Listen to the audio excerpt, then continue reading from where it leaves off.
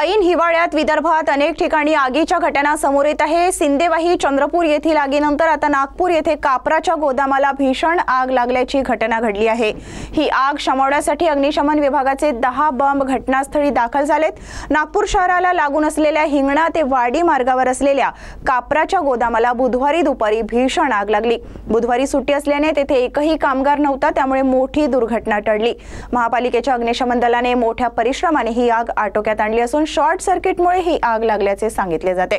त्यात लाखो रुपयांची हानी झाल्याचा अंदाज व्यक्त केला जातोय।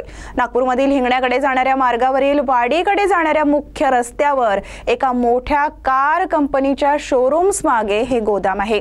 तेथे कापूर तयार केला जातो व साठवलाही जातो। बुधवारी दुपारी 3 वाजता नंतर गोदामातून धूर बाहेर येताना दिसला। प्रथम तर कारच्या शोरूम मध्येच आग लागली असावी असे वाटत होते, परंतु नंतर ते शोरूमच्या मागे असलेल्या गोदामाला आग लागल्याचे स्पष्ट झाले।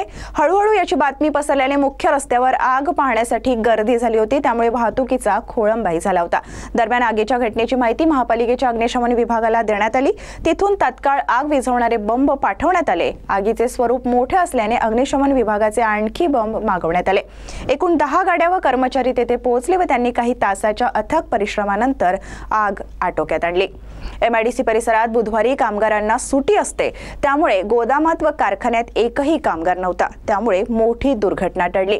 अन्य दिवशी घटना घडली असती तर मोठी जीवितहानी झाली असती असे अग्निशमन विभागाकडून सांगण्यात आले आहे। शॉर्ट सर्किटमुळे आग लागली असावी असा प्राथमिक अंदाज व्यक्त केला जातोय।